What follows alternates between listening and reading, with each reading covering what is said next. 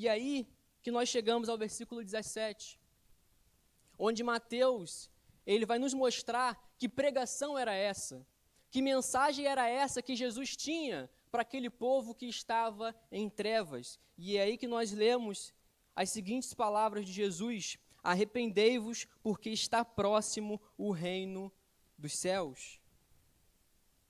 Quando os discípulos se dedicaram a escrever os evangelhos, a falar tudo o que aconteceu nesse momento, nesse trajeto que eles tiveram com Jesus, obviamente eles não poderiam escrever tudo.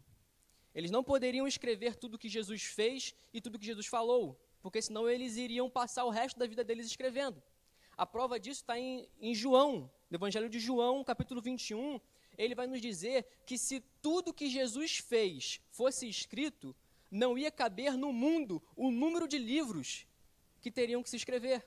Ou seja, os discípulos, quando eles vão escrever os evangelhos, quando eles vão falar sobre Jesus, eles vão ter que sintetizar, eles vão ter que resumir aquilo que era mais importante, aquilo que Jesus falou, que foi mais enfatizado, aquilo que Jesus falou, que foi de maior importância. E é por isso que nós podemos entender que quando Mateus vai falar da pregação de Jesus para aquela cidade, e ele justamente faz este registro aqui, nós entendemos que a palavra de arrependimento era um ponto crucial, um ponto primordial na pregação de Jesus para aquela cidade.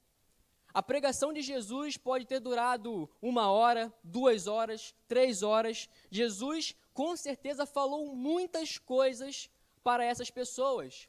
Mas o registro que Mateus deixa para nós, e que Marcos também deixa para nós, é que Jesus começou a pregar e a dizer: arrependei-vos. Isso faz a gente entender, não deixa nenhuma dúvida na gente, que arrependimento era um ponto crucial na pregação de Jesus. E, infelizmente, apesar de nós vermos que arrependimento era um ponto crucial na pregação de Jesus, nós vemos que, hoje em dia, muitos têm falado a respeito de Jesus, mas não se tem tocado no principal ponto da sua pregação.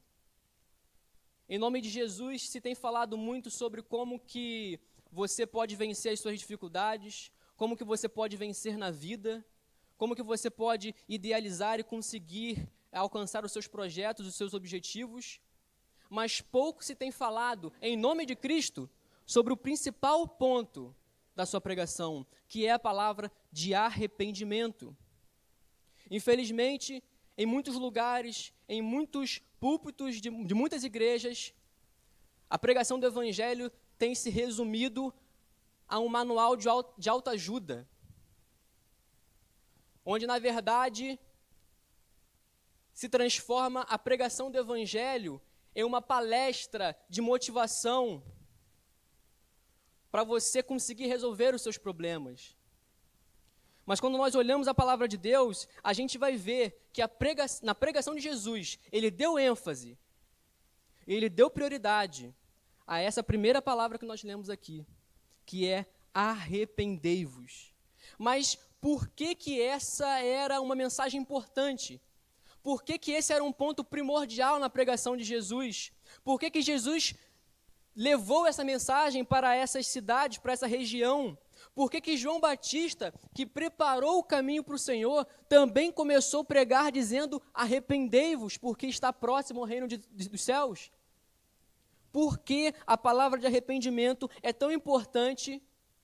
E como que essa palavra que foi pregada nesse tempo, para esse povo, serve para nós hoje?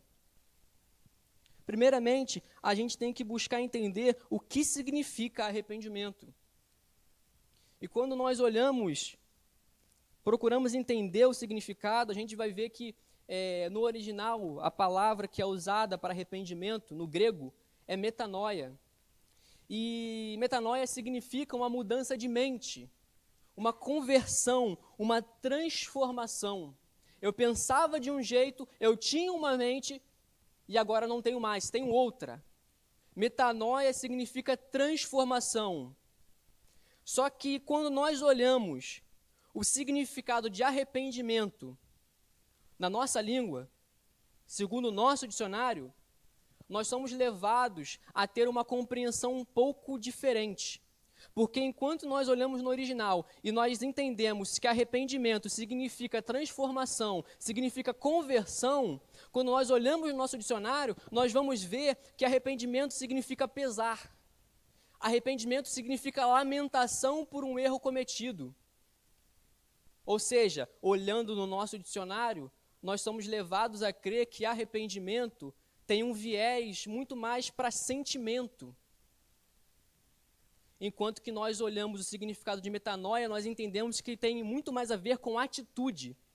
Porque um fala de conversão, transformação, e o outro fala de pesar, de lamentação. E a gente sabe que existe uma diferença enorme entre ter um sentimento e ter uma atitude. Então, a gente tem que entender que arrependimento que Jesus estava pregando para essa cidade.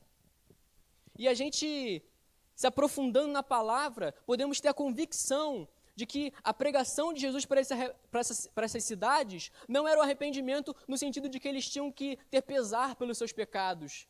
Não é que eles deveriam lamentar pelos seus pecados apenas, mas na realidade o que Jesus está pregando para essa cidade é a conversão. Jesus está falando para eles que eles tinham que se transformar. Jesus está falando para eles que eles tinham que se converter. Jesus não está falando para eles que eles apenas tinham que ter lamentação e pesar pelo caminho do mal, mas eles deveriam, na verdade, se transformar, mudar do caminho do mal para o caminho do bem. Essa é a pregação de Jesus para essa cidade. E quando Jesus chega para eles e fala que eles tinham que se arrepender, Jesus está dizendo para eles que eles estão levando uma vida errada. Se alguém chega para você e diz que você precisa se arrepender, essa pessoa está falando na sua cara que você está errado. E é isso que Jesus foi fazer. Jesus não foi para lá para massagear o ego deles. Jesus não foi para lá para poder passar a mão na cabeça deles. Jesus foi lá para dizer na cara deles que eles estavam errados e que eles precisavam mudar. A palavra de Jesus para eles pode ser interpretada como algo rude, como algo grosseiro. Mas na realidade, a palavra de Deus diz que ele exorta todos aqueles que ele tem como filho. Jesus prega a transformação, ele prega a conversão. Em outras palavras, o que Jesus estava querendo deles era o arrependimento, não o remorso. Jesus, ele não quer o teu remorso, ele quer o seu arrependimento. É muito bom nós enxergarmos isso lá na passagem de João capítulo 8, a passagem da mulher liberta, não da mulher adúltera, porque ela teve um encontro com Jesus, Jesus falou, não te condeno, vai e não peques mais. Então nós podemos chamar ela também de mulher liberta. Quando Jesus ele se encontra com essa mulher, Jesus ele fala exatamente essas palavras. Vai e não peques mais. O remorso é uma palavra que vem do latim que significa remoer, ou seja, tornar a morder. É mais ou menos o que o boi faz quando ele ingere alguma coisa e ele rebomina aquilo, ele volta a mastigar. Remorso é remoer, é voltar a morder. Uma pessoa que fica remoendo os seus erros, ela tem um sentimento de culpa dentro de si. Mas quando nós observamos as palavras de Jesus para essa mulher, quando ele diz, vai e não peques mais, ele está falando para essa mulher não ficar prostrada remoendo os seus erros. Ele fala para ela, vai, ou seja, segue em frente, vai avante, esquece o que passou. Quando Jesus diz essa palavra, vai, ele está anulando qualquer possibilidade de remorso, porque remorso é remoer, é ficar no mesmo lugar. Mas quando Jesus diz para ela, vai, Jesus está falando para ela esquecer tudo aquilo que passou e para ela seguir avante. E o que Jesus fala logo em sequência? Não peques mais. E quando Jesus fala não peques mais, ele está propondo a ela para que ela mude, que ela se transforme. Ou seja, Jesus não quer que você fique no remorso, Ele quer que você saia do remorso e viva uma vida de arrependimento. Porque arrependimento é muito diferente de remorso. Jesus, ele não quer que você fique prostrado, remoendo seus erros, se autoflagelando com um sentimento de culpa, como se você quisesse se punir. Ele quer que você siga avante, que se esqueça daquilo que passou. E pode ser muito difícil para um crente fazer isso. Porque um crente, quando peca, no seu íntimo, ele tem o desejo de receber uma punição. Ele quer ser punido pelo pecado que ele cometeu. Então ele fica remoendo esse erro. E aí, por causa desse erro, por causa do remorso, por causa da culpa, nós ficamos pensando mal de nós mesmos. E a maioria das vezes que você pensa mal de você mesmo, você está certo. Eu estou certo. Mas quando nós fazemos isso com a intenção de nos autoflagelarmos, como se pedir perdão a Deus não fosse o suficiente, então nós temos que lembrar das palavras que Jesus falou para essa mulher. Eu não te condeno, vai e não peques mais. Jesus não quer que você fique remoendo os seus erros, Ele quer que você siga. Porque um tropeço ou uma queda não deve nos fazer parar de caminhar. Deve, no entanto, nos fazer caminhar com mais atenção, com mais diligência. O remorso é uma reação natural. No entanto, se apegar a ele é uma escolha. E Jesus claramente não quer que você se apegue a ele. Ele quer que você se transforme. Que você siga à frente. Mas do que é que você precisa se arrepender? Será que você conhece os pecados que você tem que pedir perdão a Deus? O que é que você tem que deixar para trás? O que é que você tem que mudar na sua vida? Nessa cidade, nessa região de Cafarnaum, onde Jesus estava pregando, aquele povo precisava se arrepender das suas más obras. E o apóstolo Paulo, ele vai nos dizer quais são as más obras, quais são as obras das trevas. Ele vai nos dizer lá em Gálatas que as obras da carne são as imoralidades sexuais, a idolatria, o ódio, a ira, o ciúme, a contenda e outras coisas mais. Era disso que esse povo estava precisando se arrepender. Eles estavam vivendo em imoralidade, em egoísmo, estavam longe do Senhor e nem podiam perceber isso. Eles precisavam se arrepender das suas más obras. No entanto, não eram apenas as más obras que desagradavam ao Senhor. Porque quando nós pensamos em pecado, inevitavelmente nós somos levados a pensar em uma atitude, em um ato. Mas o que desagrada ao nosso Senhor, tanto quanto as nossas atitudes, pode ser a omissão, ou seja, não tomar uma atitude quando se deve tomar. E nessa cidade aqui, nessa região, melhor dizendo, existia também o pecado da omissão. Porque quando você está nas trevas, você não é capaz de enxergar nem o pecado que você está cometendo, como você também não é capaz de enxergar o bem que você deveria fazer.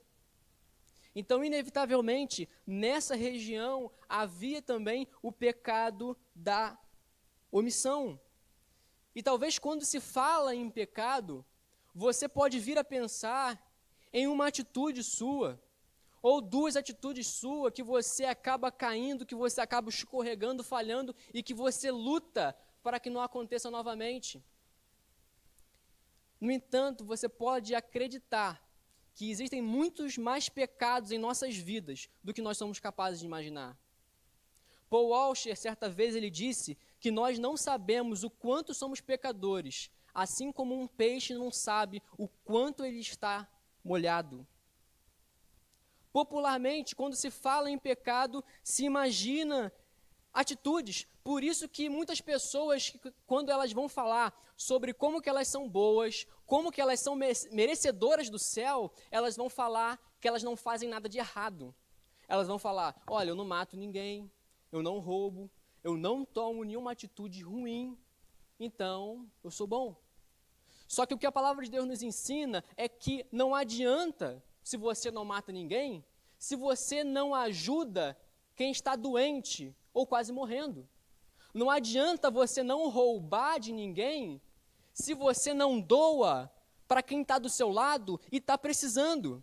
Não adianta se você não toma atitudes ruins, mas quando surge a oportunidade de tomar atitudes boas, você não a faz.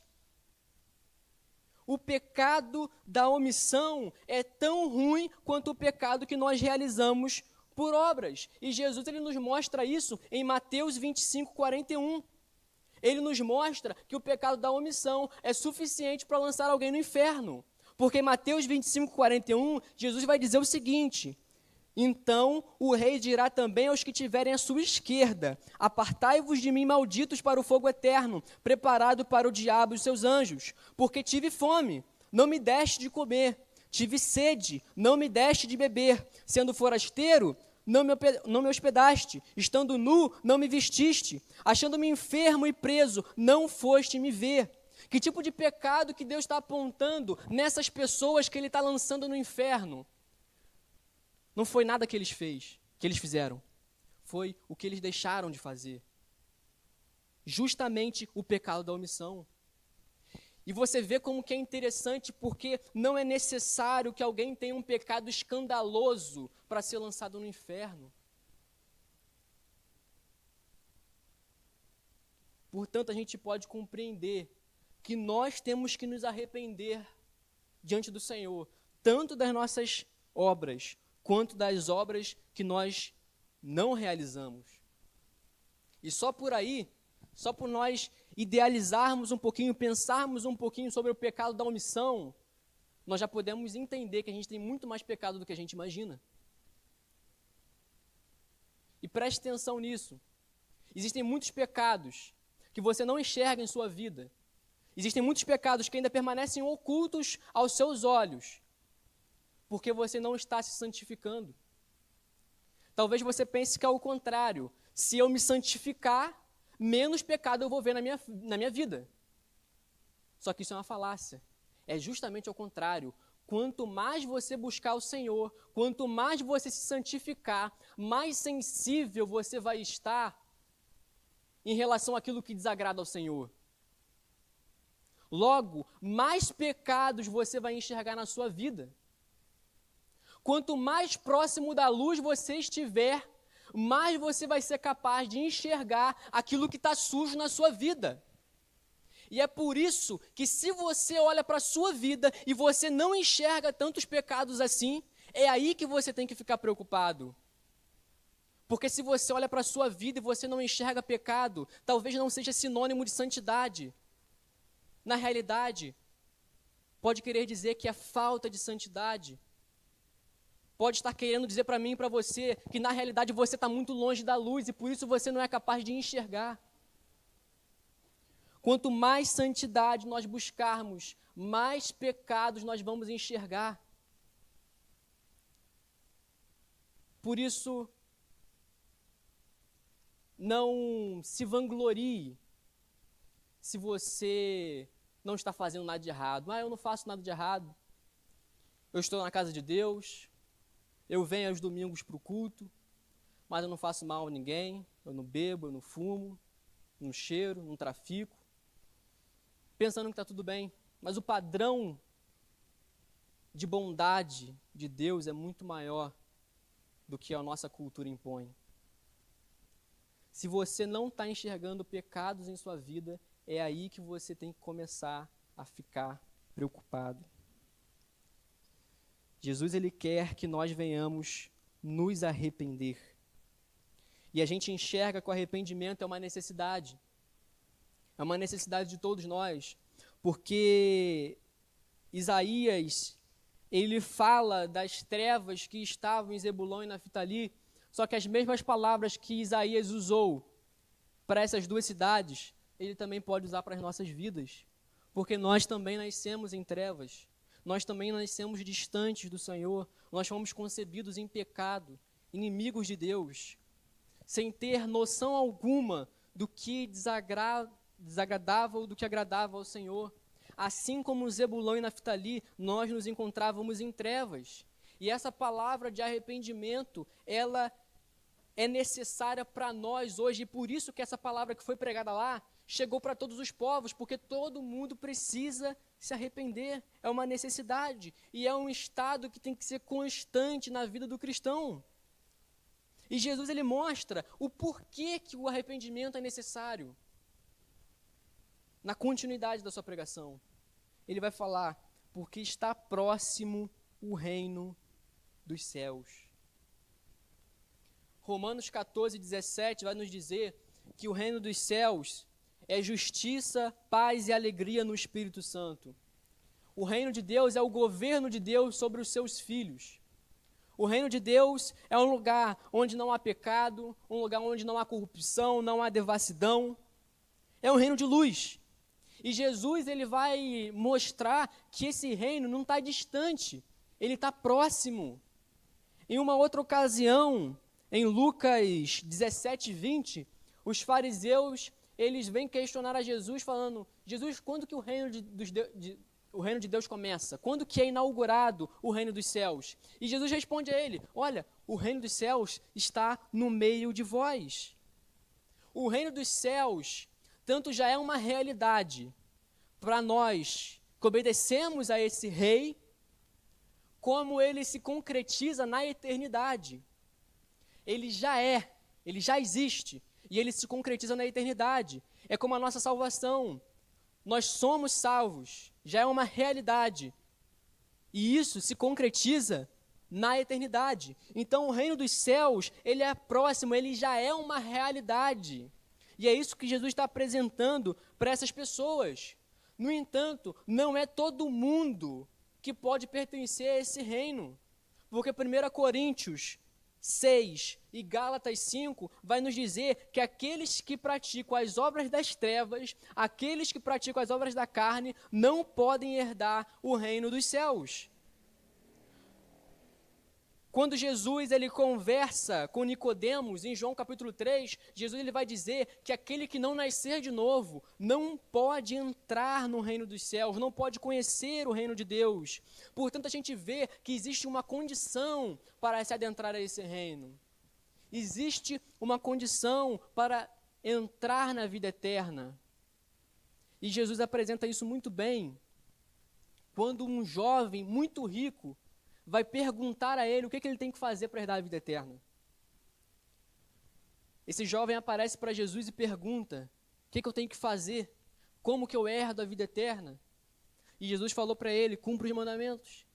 E aquele jovem falou para Jesus que já cumpria todos os mandamentos, mas ele pergunta, o que falta ainda? E aí Jesus falou para ele, se você quiser ser perfeito, vai, vende tudo que você tem, dá aos pobres, e depois você vem e me segue. E quando aquele jovem ouviu isso, ele vai embora muito triste, porque ele tinha amor ao dinheiro.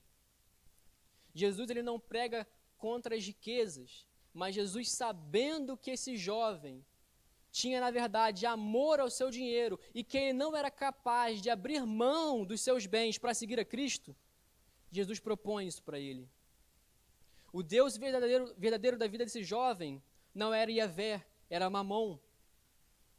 E Jesus mostra isso para ele. A solução para a vida daquele jovem era desapegar daquilo que era o seu ídolo.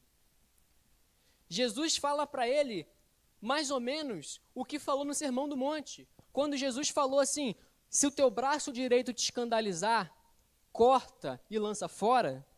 Ou se teu olho te escandalizar, pega ele, arranca e joga fora, porque é melhor você entrar no reino de Deus com um membro a menos do seu corpo, do que ser lançado no inferno com o seu corpo inteiro. Jesus está falando o quê?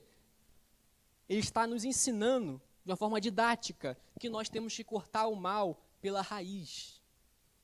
E é isso que Jesus está propondo a esse jovem. Se o teu problema é o amor ao dinheiro, se livra dele. Jesus está propondo a esse jovem para que ele corte o mal pela raiz. Mas ele não faz isso.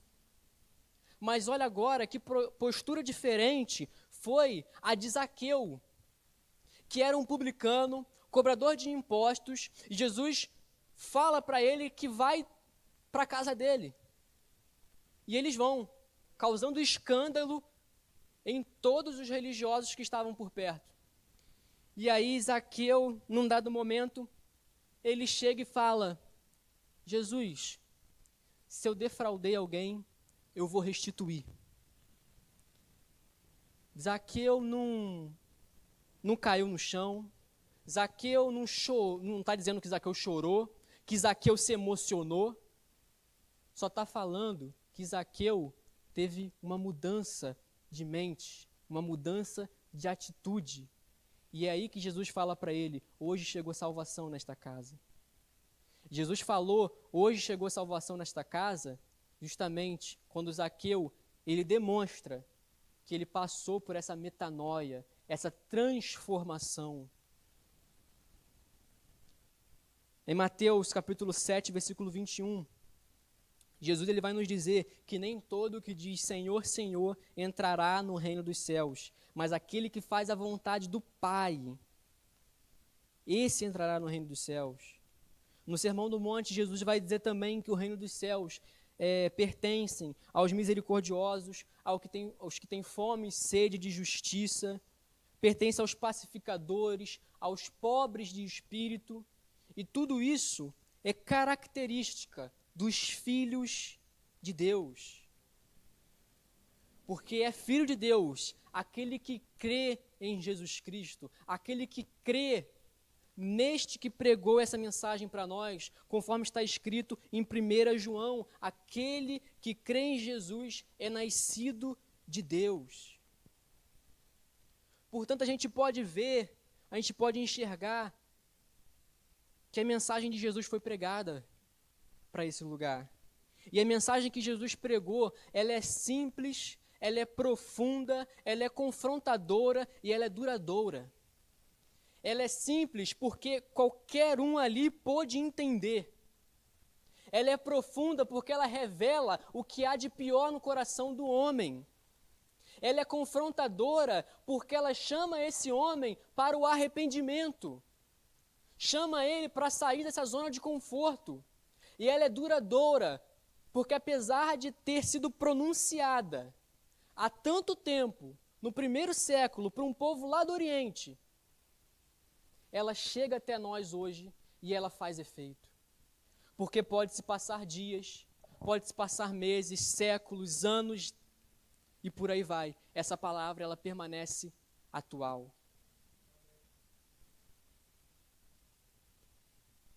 O problema é que Cafarnaum ouviu o maior e melhor pregador que poderia existir. E eles não se converteram. Em Mateus 11, 23, Jesus vai dizer que vai ter menos rigor para Sodoma do que para Cafarnaum. Porque se os milagres que foram operados em Cafarnaum acontecessem lá em Sodoma, aquela cidade não teria sido destruída. Lembra de Sodoma e Gomorra, a cidade que foi destruída pelo Senhor por causa dos seus pecados, por causa da sua imoralidade? Jesus está falando que vai ter menos rigor no dia do juízo dessa cidade do que para Cafarnaum, porque ali foram operados muitos milagres, foi pregada a palavra, mas eles não se converteram. Em João 3,19, nós vamos ver qual que é a condenação para essa cidade, qual é a condenação para os homens, e a condenação é a seguinte: que a luz veio ao mundo, mas os homens amaram mais as obras das trevas do que da luz. Mas que nós, irmãos, sejamos não amantes das trevas, mas da luz. E que nós venhamos aceitar esse convite de Jesus para o arrependimento, porque esse convite, ele é tanto para aquele que ainda não entregou a vida para Jesus, quanto para aquele que já está caminhando com Cristo. Porque aquele que não entregou a vida para Jesus, ele precisa se transformar. E aquele que já entregou a vida para Jesus, ele continua se transformando, uma vez que ainda não é perfeito. Esse convite de Jesus Não é para que você venha, se arrependa e aí você começa a viver uma vida boa, de boas obras. E aí você começa a ser bonzinho, você começa a fazer as coisas certo? E aí com a sua atitude você vai ser merecedor do céu. Não, não é isso que esse convite está querendo dizer. Jesus, com esse convite, ele está te chamando, falando, vem que comigo você vai se arrepender. Em mim você vai ter transformação. Em mim você vai ter conversão. E pelos meus méritos, você entrará no reino dos céus. Não é pelos nossos méritos. E é por isso que esse é um convite cheio de graça para as nossas vidas. É um convite gracioso, porque se ele está nos chamando para se arrepender, se há possibilidade de você se arrepender, é porque tem alguém para poder te perdoar. E Deus está pronto para te perdoar. E é possível você receber esse perdão, justamente porque Jesus, ele pagou o preço na cruz por mim e por você. E a única coisa que nós podemos fazer de inteligente é aceitar esse convite. Só não aceita esse convite quem está cego. Só não pode aceitar esse convite quem está cego. Mas nós, irmãos, que já estamos na luz, devemos também aceitar esse convite. E entender que nós devemos nos arrepender. Se arrepender dos nossos pecados. E pedir a Deus para que Ele nos ilumine, para que a gente enxergue os pecados que a gente não tem enxergado, a fim de que a gente se arrependa e mude de postura. Porque consciência limpa não é sinônimo de uma vida sem pecado. Você pode estar com a sua consciência limpa nesse momento. Você pode estar achando que está tudo bem, enquanto na verdade existe um pecado oculto na sua vida. Mas você só vai poder enxergar à medida que você se aproximar da luz, à medida que você se aproximar do Senhor. Por isso, irmãos, que nós possamos atender esse convite que é tão especial, porque Deus, Ele nos ama. E o seu amor é imensurável. Como eu disse no início, Ele corrige e Ele exorta todos aqueles que Ele tem como filho. Por isso, se Deus está te exortando hoje, se Deus está te confrontando hoje, que você possa se regozijar nisso. Porque se Ele não te amasse, é aí que Ele deixaria você do jeito que você está. Amém, irmãos? Vamos orar, pedindo ao Senhor para que Ele ilumine essa palavra aos nossos corações. Senhor meu Deus, nós queremos te agradecer pela tua palavra, Pai. Queremos te agradecer por o Senhor ter pronunciado essas palavras e essas palavras chegarem até nós, Pai. Onde nós entendemos a necessidade de nós nos arrependermos diante de Ti. Pai, não permita que em nosso coração, em nossa loucura, Pai, nós venhamos achar que nós já somos bons o bastante, que nós já somos bons o suficiente e que não há nada pelo qual nós tenhamos que nos arrepender. Mas, Pai, nos ilumina, Senhor.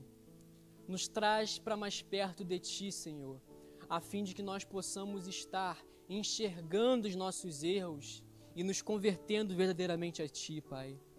Em nome de Jesus, Pai, perdoa os nossos pecados, as nossas falhas e nos ajude, Pai, a sermos fiéis, Pai. Nos ajude, Pai, a andarmos na luz, Pai. E que as obras das trevas, Pai, não possam nos alcançar, Senhor. Purifica o nosso coração, Pai. Toca no coração, Pai, de todos que estão aqui, Deus. E nos faz, Deus, ter mais sede, mais vontade, Senhor, de estar Te buscando, de estar mais perto de Ti, Pai, porque não há, Deus, sentido na vida se nós não Te buscarmos cada vez mais, Senhor. Não permita, Deus, que nós venhamos prosseguir em cegueira espiritual, mas abra o nosso coração, Pai. Abra os nossos olhos, Deus. Abra a nossa boca, Deus, para que nós estejamos diante de Ti, Senhor, vivendo cada vez mais aquilo que o Senhor quer e não aquilo que nós desejamos, Pai. Em nome de Jesus, Pai, nós Te pedimos, Pai, que o Senhor realize, Pai, o Senhor concretize esta boa obra em nossa vida. em nome de Jesus, Pai. Amém. Amém.